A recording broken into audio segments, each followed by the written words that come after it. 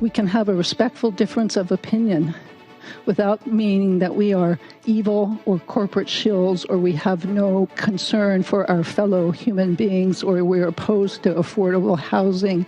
None of that is the case, and I am tired of that being the narrative that I hear coming. And so I'm going to stop because I'm losing my temper. Well, some tension heating up in council chambers this week. Councilmember Kathy Moore getting angry and calling out Councilmember Tammy Morales, feeling vilified, she says, over a recent piece of affordable housing legislation. So what do we got here?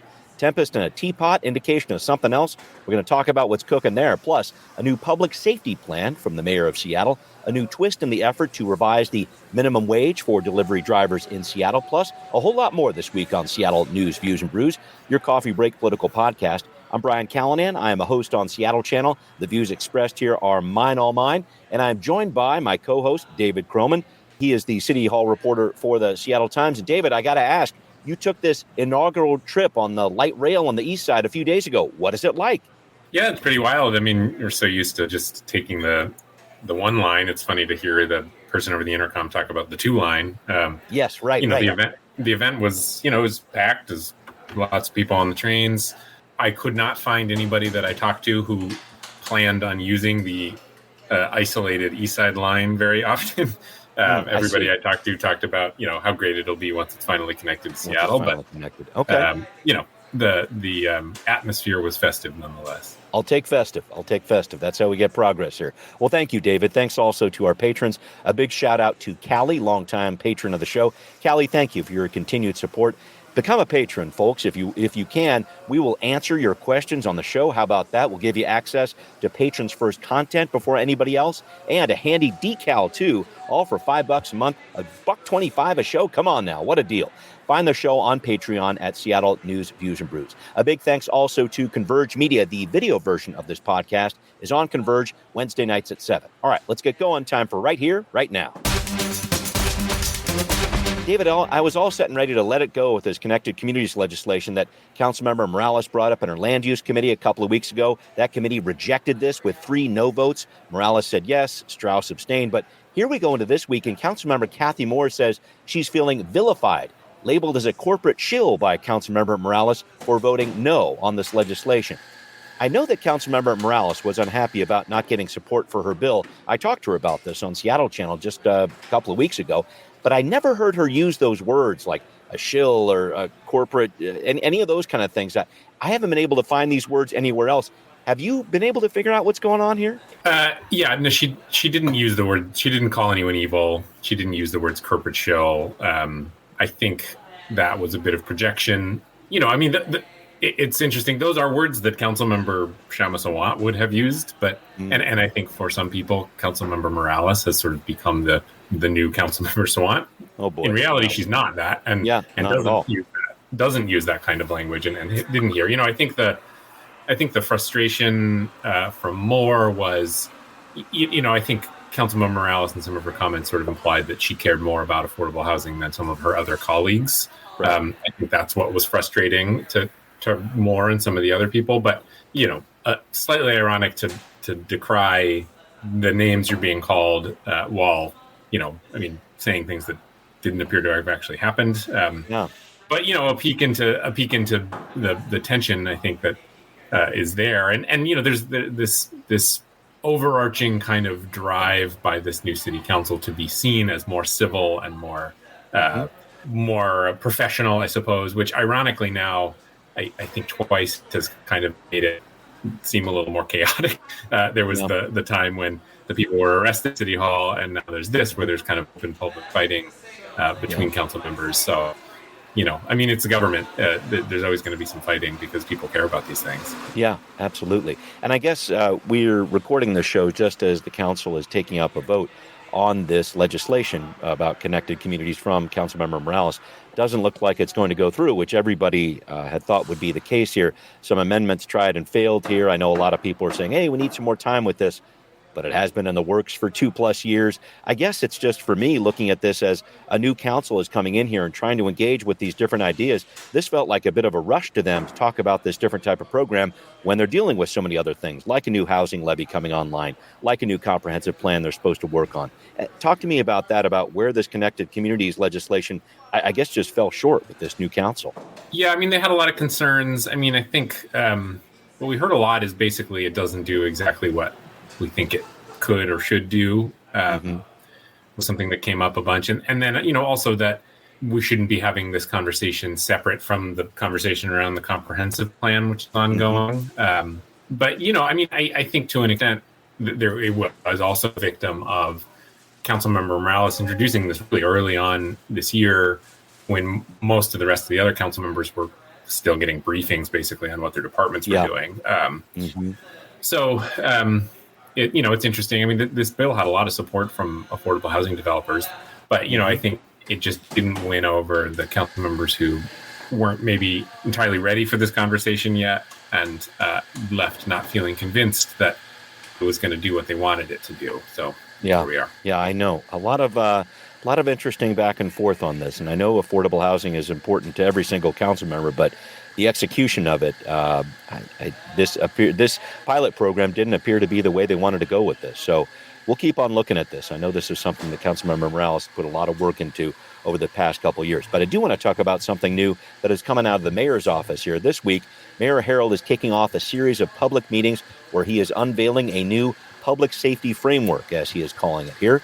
First meeting at Garfield High School this week, then moving around the police precincts to get feedback from the larger community. Full disclosure, I am moderating these events. At the request of the mayor's office, come by and say hi if you're dropping by one of these forums here.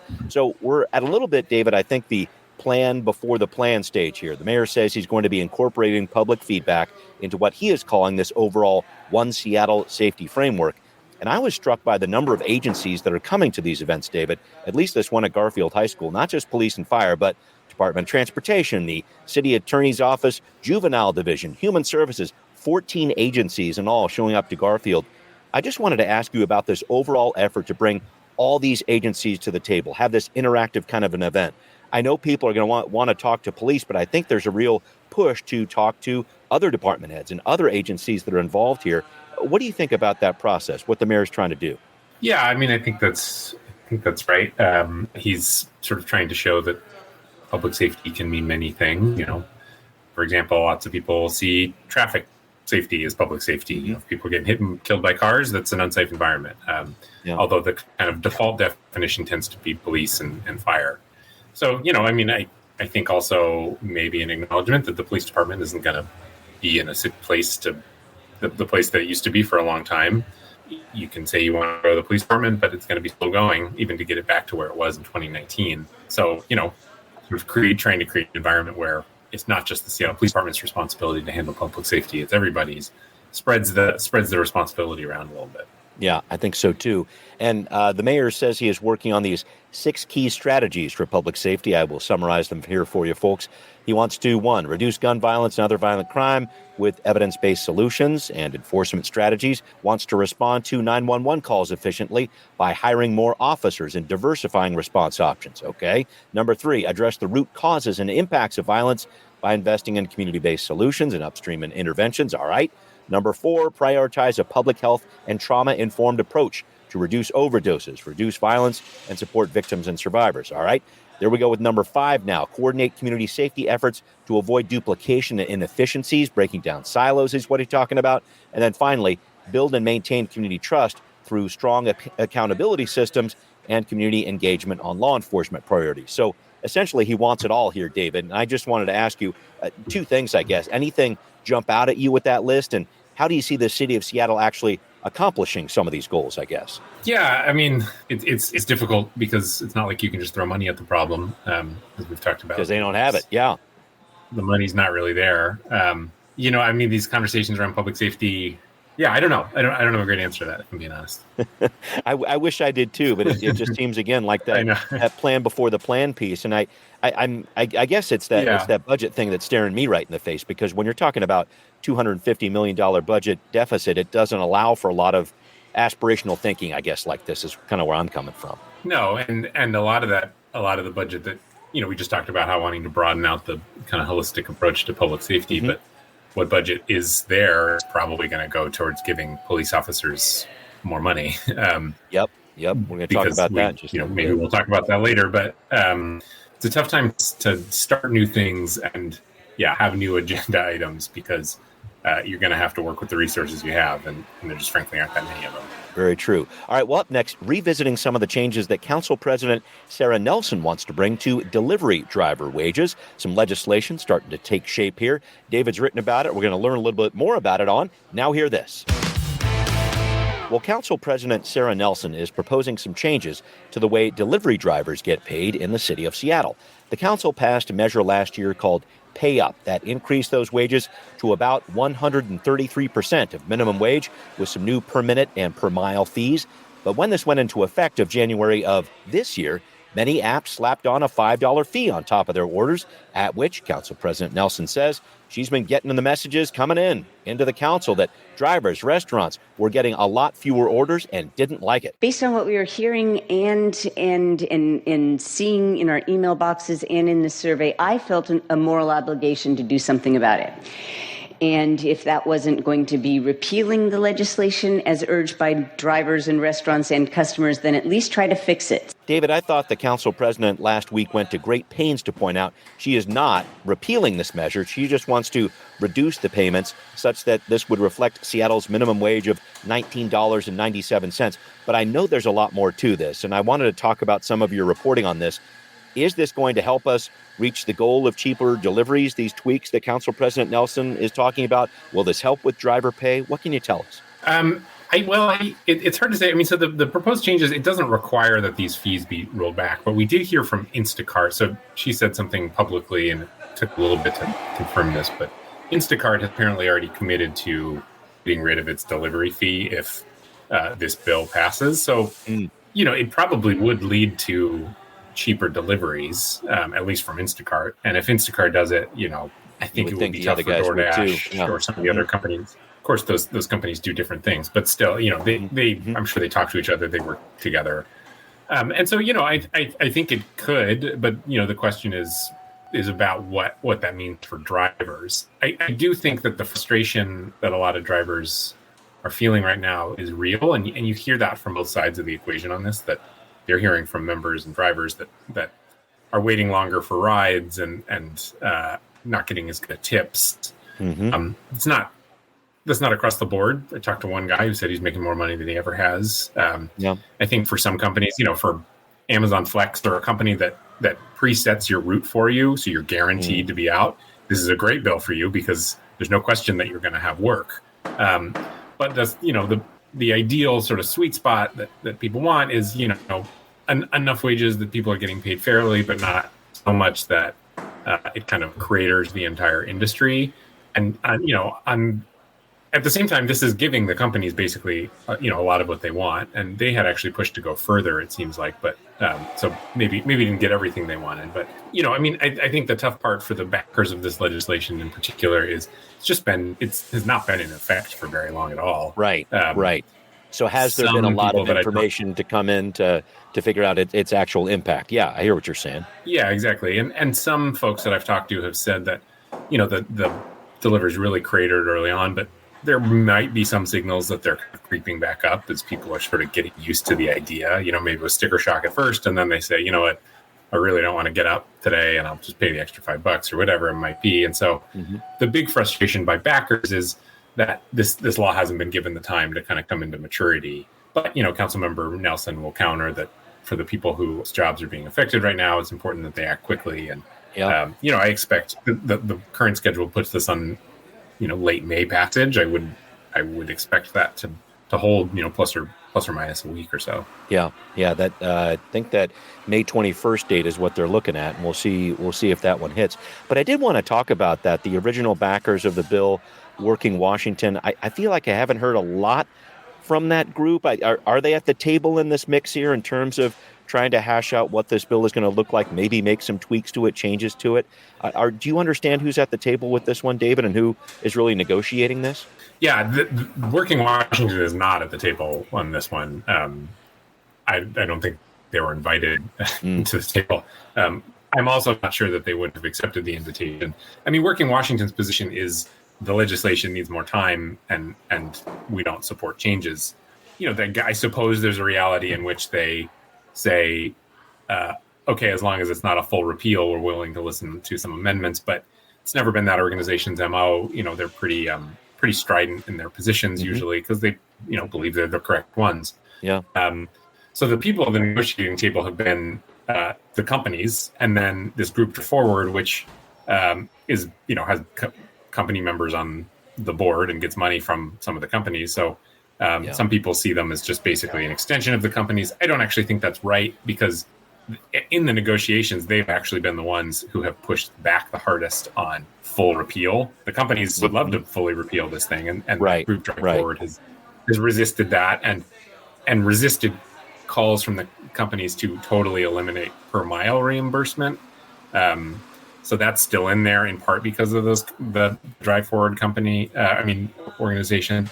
But again, if you're a backer of this bill, it's not a great look. It doesn't feel great to you to see that the people at the negotiating table are either the companies or have direct ties to the companies. Yeah, that's definitely a challenging piece of that, and I'll be interested to see where this goes, because I'm with you. I'm listening to this different public comment, and you're hearing a lot of people saying, "Hey, change it or don't change it." There's a lot of chatter on this one, and I think it'll continue here through the month of May, if indeed it is passed by the end of May, as Council President Nelson is planning. So we'll keep our ears on that one for you folks. But I did want to talk about, David, some news with you that we alluded to earlier. This materialized late last week. SPOG, the Seattle Police Officers Guild, the SPD's largest union, which includes these rank-and-file officers, approved a new contract with retroactive raises. So now they'll be the highest-paid officers in the state, starting off at more than $100,000 in terms of salary.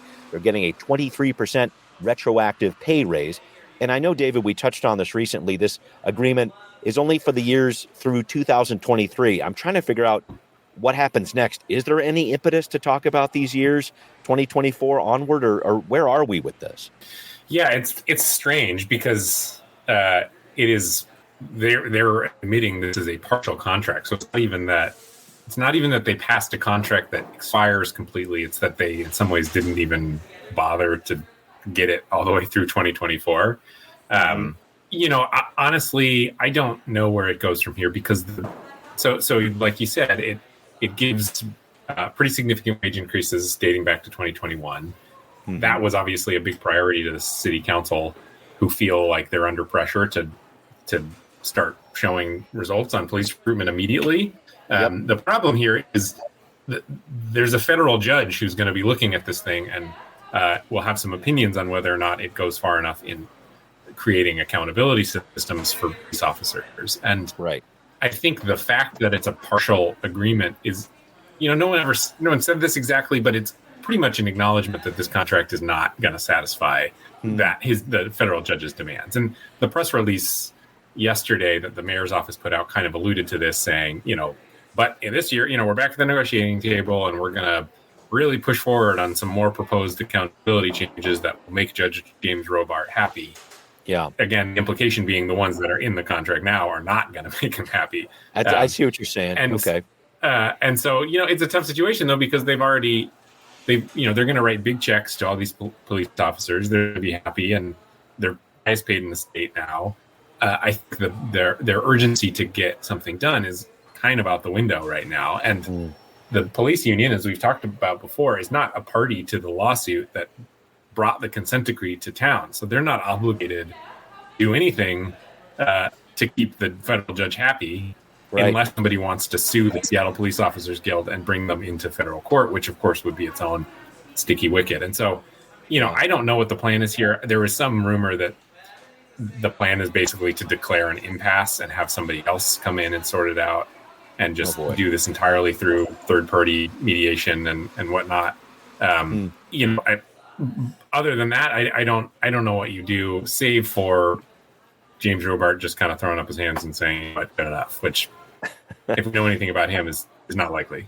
Doubtful. Yeah, this consent decree, which we're alluding to here with federal judge James Robart overseeing what's going on here when it comes to accountability for police. This is something that's been going on since 2012. And this accountability piece specifically doesn't seem to have an end in sight. And there's one little, actually relatively major piece of language, David, that you keyed in on in writing about this that I thought was very interesting. This whole idea about disciplining officers. Apparently, the city must take into account, at least this is the way the agreement is written now, must take into account whether, quote, the alleged offense is stigmatizing to a law enforcement officer, making it difficult for the employee to get other law enforcement employment. And I'm just trying to figure out, how do you determine that with regard to, okay, is this stigma? Is there like a stigma scale that we're looking at here that different departments would look at when it comes to what it means to discipline an officer? This one is a real head scratcher for me. Yeah, that's tough language, and it's explicitly, we know that standard is higher than a preponderance of evidence, which is because that's laid out in the contract, and that's kind of this more standard, I suppose, standard for firing somebody. Yeah. But we don't know how much higher than preponderance of evidence that is. And I think the big thing here is that contract, leaving it vague in that way, just gives a lot of wiggle room for challenging discipline in arbitration, in the courts, and would seem to put a lot more power in the hands of people who are not the city of Seattle or Seattle Police Department leadership. And that, I think, is kind of tough, will be tough to swallow for the judge. I mean, we know, because that was in the last contract too. And, he raised it as an issue, and it's still there. They're going to have to deal with it. Yeah. And no, it did seem like maybe a little bit more power in the hands of the chief, like the arbitrator has to listen to the chief in terms of his or her decisions when it comes to discipline. But then is that undercut by the statement here about stigmatizing to a law enforcement officer? That seems like those two pieces are married together too. And I don't know, I'm not a lawyer here, and we're, on a tight deadline, but I don't know that how much power the city has to deal with that. I mean, some of that, a lot of that is state stuff. Right. And yes, the legislature that's a good point. The legislature has talked about changing arbitration, the power of arbitration, but has always backed off because, funny enough, the rest of the labor world, though not always fully supportive of the police labor world, is scared of making that change also. And so, that to me, I don't, and I think there's some vagary in that language too. So I don't know how much that actually does, but that additional language is clearly a nod to Robart and his concerns. Yeah. All right. Well, we'll keep track of that one. David, thank you for the reporting on that one. Coming up next, a budget review just for you. We're talking about what the council's working on here. Hundreds of pages going into a review of the budget. This coming from Budget Chair Dan Strauss. We're talking about it coming up on What's Next. David, you just put out a piece about the budget that the council, they really dug in on this week. We're talking about a 200-page review of the budget from Budget Chair Dan Strauss. He definitely gave a nod to all those people who were saying, hey, we want an audit. He said, this could very well seem like an audit because that's what it seems like to me. But the bottom line I drew was that the revenue coming into the city used to outstrip inflation over the past few years, but that has not been the case recently. Can you talk about those macro issues here in terms of what's going on with the budget and what the city's wrestling with right now? Yeah, I mean, the big thing is it was just really cheap to do stuff for, most of a decade. And that period lined up with a time when the city was growing by leaps and bounds. And so it was pretty easy for the city to grow its departments, its government generally to kind of answer that. So they, it grew, the city government grew quite a bit. And they could handle it just fine because they were bringing in way more revenue than inflation. And so the budget grew fairly easily. Now, now they're in a situation where they have the government the size that it is. And, kind of getting into the nuances of which pieces are working and which are not is a much kind of longer and more complicated exercise than what's done here. Sure. But, at the end of the day, there are a lot of workers who are represented by unions and have fought for fair wages and have done decently in negotiations, and therefore the salaries are just the cost of having all these people on the payroll has gone up quite a bit, combined with just sort of general inflation on a lot of things. That basically accounts for like 80% of the budget growth that we've seen, there have also been some additional policies funded by the city that have grown the budget as well. But, at the end of the day, it's the government grew at a time when it was really cheap to have money, and now sustaining that is more difficult when inflation is what it is and revenues have continued to dive. That is tough. And does this give any more fire to the idea of trying to bring in sources of new revenue? I know that's been a little bit of an anathema for this current council that's come in, but any push towards that or more thoughts about that? Not that I've heard, and I don't think that would necessarily change. This council's been pretty clear from their time on the campaign trail that that's kind of their last priority. And I think the fact that the Jumpstart payroll tax, its forecasts have been coming in so much higher. I think if they need an out that is not and like a way out of this that isn't making large cuts, that they would take the payroll tax route by using that to plug the hole rather than going out and bringing in new revenue, would be my guess. Yeah, it sounds like an interesting time for them, but I just don't see a lot of council members really willing to make that jump. That's kind of what I've heard over the last couple of weeks, certainly. Yeah, that's true. And also, that's unless they want to make the payroll tax bigger, which I doubt they would want to do, the question of like what that new revenue, where that new revenue would come from, I mean, that could open up legal questions, and that would be a pretty lengthy discussion that I think, even if they were interested in it, I'm not sure it would solve the problem this year. Yeah. And I know it's interesting to see this process start so early. Normally it is something that's happening in September, going into November when they actually write the budget there. So there's a lot still ahead on this one, and I appreciate the back and forth, David, but I do need to wrap it up with you. And I have been excited to watch the Mariners stay in first place in the AL West, but then this interesting thing happened where the Atlanta Braves came to town, and oh yeah, Jared Kelenic came back to town too. And I saw you post about this. It's not like I'm cheering for the guy, I'm not booing for the guy. It's just, yeah, good for you. I hope it works out in your career. It was just an interesting thing to see that one-time lauded superstar of the Mariners come back into town, and I didn't quite know how to react. Yeah, I know. I mean, and he's kind of put foot in his mouth a couple times and done some dumb things. So there's got a little bit of against the water cooler too. Yeah. Mm-hmm. Yeah, exactly. So he's got like a little bit of a villain arc, but at the same time, he's always plays super hard, and he clearly cared. And he was obviously frustrated he didn't do as better with Seattle. So, I feel fairly neutral toward him. I mean, the only thing I feel negatively when I think about him is the fact that this Mariners had to trade him just to dump salary. I wish. Yeah, I wasn't opposed to them trading him. I wish they could have just gotten more than salary relief for him.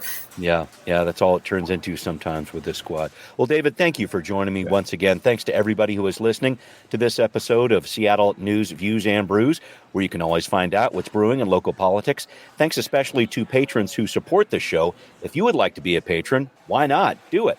Find this podcast on Patreon, Seattle News, Views, and Brews, and sign on up. $5 a month gets you a whole bunch of things, including these great decals. You can ask us questions, the whole Megillah. So please do that as well. You can hear us on Apple, Spotify, wherever you like to listen. And if you do listen, we certainly appreciate it. Thanks for watching on Converge Media, too. We'll see you next time. Seattle News, Views, and Brews is an independent production of Callanan Media Services. Copyright 2024.